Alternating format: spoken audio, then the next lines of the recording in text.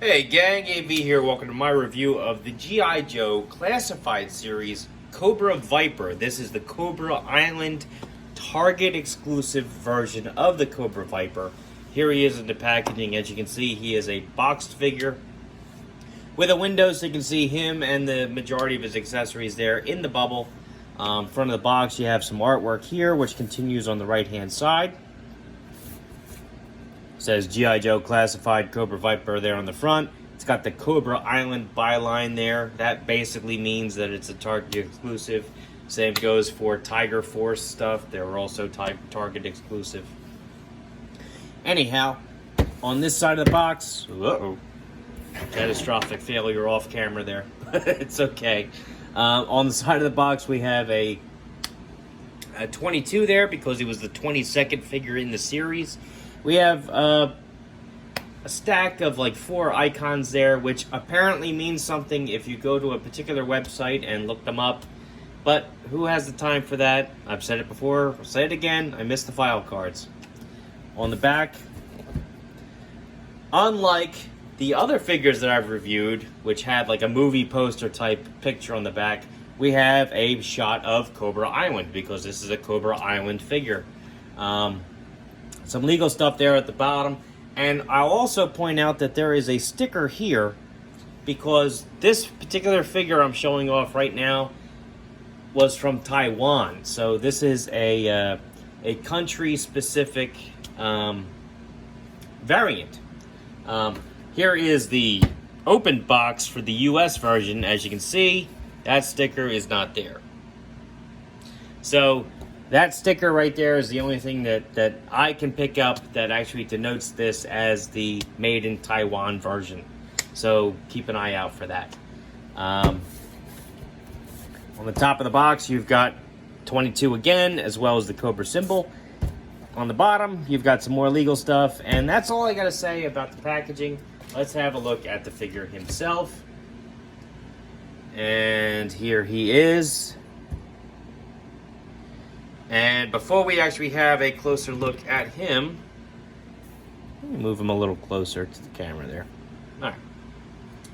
We're going to do a little size comparison right off the bat with other Vipers that I have in my collection. This is the 25th anniversary version of the Viper. This is the Pursuit of Cobra version of the Viper. And this right here is the original O-ring version of the Viper.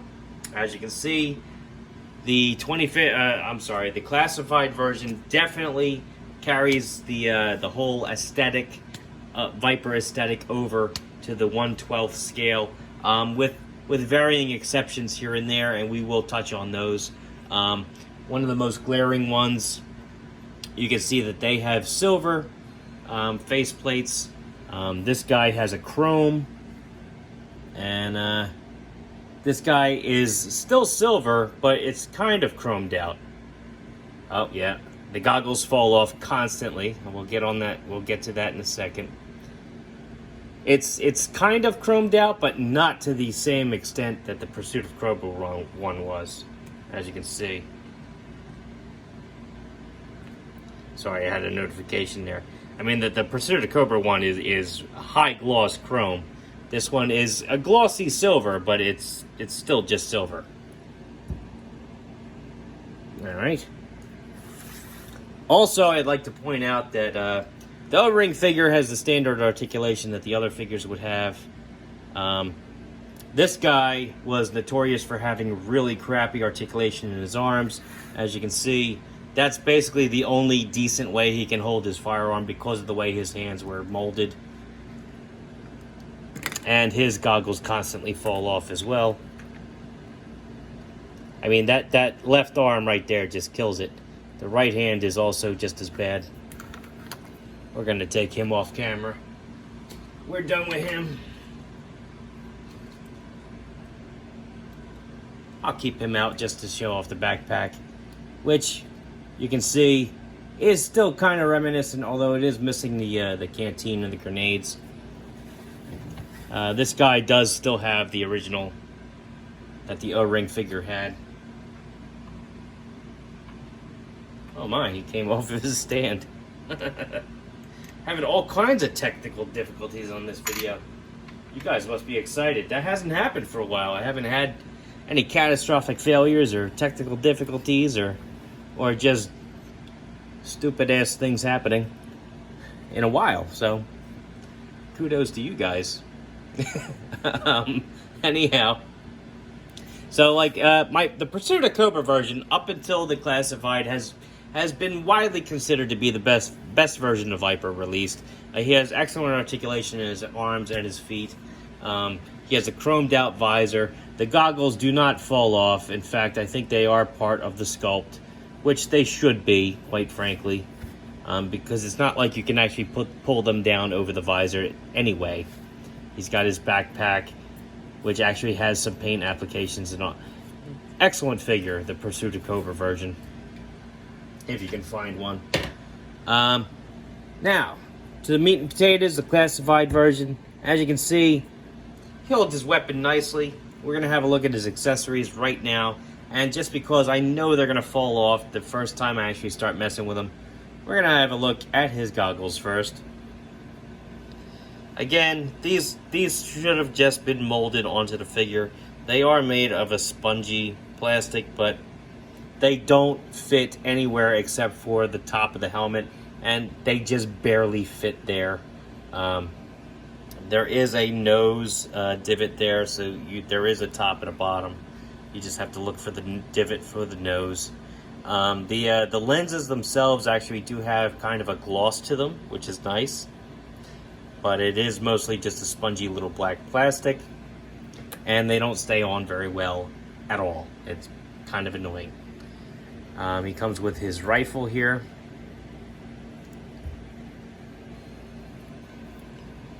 Which has some decent articulation. No articulation. Decent mold on it.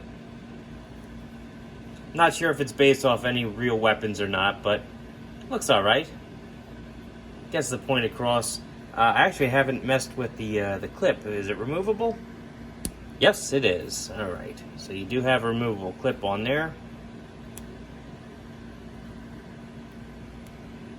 That's the trouble with being an adult toy collector, is sometimes you don't play with your toys enough. So you learn something new every day.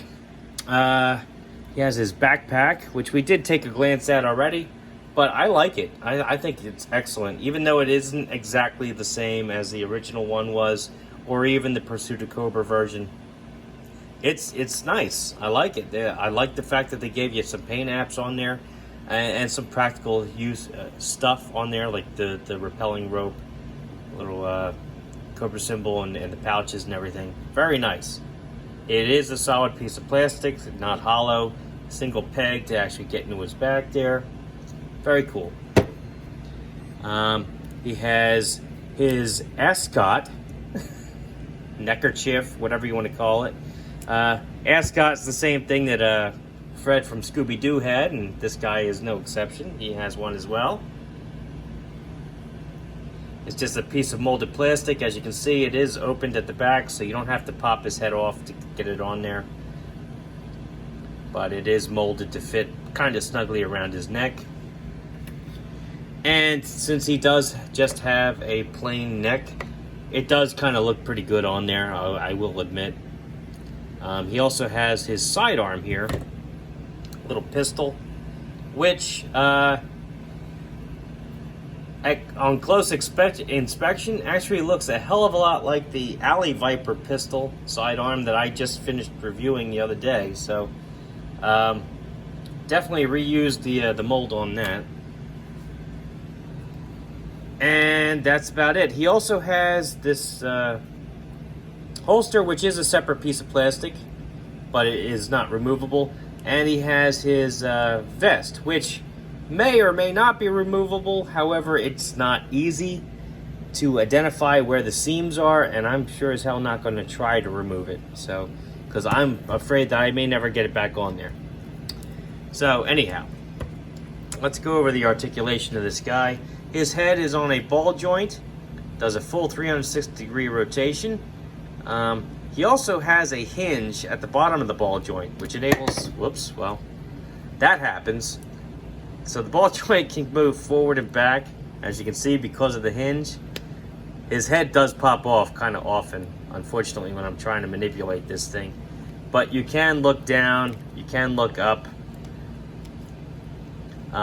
He has another point of articulation at the base of the neck where it meets the shoulders, but it's very stiff on mine. But you do get some wiggle room out of the neck because of it. Arms will do a full 360-degree rotation. They go up about that high, which is higher than most of the figures I've reviewed so far. He has a cut at the top of the bicep, so full 360-degree rotation there. Double jointed elbows. He can almost touch his own shoulder, but not quite. Forearms, nothing, but wrist, he does have a full rotation there at the wrist. He also has a hinge, enable his hands to go up and down, but it's a very stiff hinge on mine. And I will say that his elbow guards here, his forearm guards, do get in the way of his wrist articulation. It is a little bit annoying, especially since they're on the bottom of it instead of the side. I know that's more or less how the figure was designed, but still, they are on the bottom of the forearm instead of the side. Not a fan of it, frankly. He has a ab crunch, which you can see does work, sort of. It is hindered by his vest, as you can see, and the vest will fight against it and make him pop in the opposite direction if you leave him in a particular pose. He has a waist swivel, which, unlike some of the other figures I've reviewed, apparently does not have a ratchet. It doesn't click like some of the other figures. His legs, kick his legs up about that high, back about that far. He can do the splits, thankfully, to a drop-down hip design. He has an upper thigh cut, so he can do a full 360 there. Double jointed knees. Kick his heel back about that far. He has a cut at the top of the boot. Das Boot. So he can cut his boot, rotate about 360 there with that. His feet, point his toes down, point his toes up, and he can rocker joint side to side, which is nice. Always a nice thing to see. So all in all, his articulation's good. It's just hindered at his vest, which is expected. All in all, I think he's a decent figure. However, and I think most of you G.I. Joe fans out there will agree with me, his aesthetic is just not complete without the goggles. It's part of his character design. You're meant to see him with the goggles on top of the helmet. And they don't stay on there, which just aggravates the ever-living crap out of me. If they stayed on there, if they were molded on there even, I wouldn't care. That would be fine. I would prefer that, quite frankly, because I can't use the goggles anywhere else on the figure anyway. Just mold them on. But anyway, it's a decent figure. He looks the part. It's instantly recognizable as a Viper. He is 1/12 scale, as I mentioned. Very cool. The only thing that does suck about him, besides the goggles, is the fact that he was a Cobra Island exclusive figure. And to make an army building character a store exclusive is just... it's a hell-worthy trespass, in my opinion. It just... that's a horrible thing to do. Horrible thing to do. If you want to make a color variant of that particular figure a store exclusive, which they actually did with Python Patrol, that's fine. You know, that's fine. But make the basic one available store, like, countrywide. You know, it doesn't have to be, or worldwide. It doesn't have to be a store exclusive. That's just cruel and unusual punishment to adult collectors and even parents trying to find these things for their kids. Don't do that. But anyway, it's a decent figure. I hope you're able to find one. I know they came out with a pre-order for a 3-pack. Hopefully you guys got on to that, which would include 2 of these guys and one of the commanders, I believe. Also came with some effects, like blast effects and stuff that you can plug into the guns. That is something I forgot to mention. He does have bored out hole actually in his rifle, but not his pistol.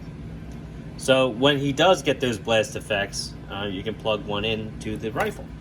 But anyway, decent figure. Hopefully you guys can find one. I know it was a little tough finding mine. If you're looking to build armies of G.I. Joe classified figures, I would encourage you to check the video description for this video, because I have a link down there for the plastikunderworld.com. It's where I get a lot of my army building characters, as well as some of the other characters that I'm having a hard time finding in stores. The guy that runs the site is a good friend of mine. He's very trustworthy.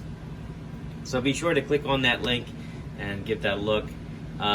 You should be checking out the video description for my videos every time I post something anyway, because I have my link to my Whatnot page, I have a link to my Facebook account, my eBay account, my Instagram.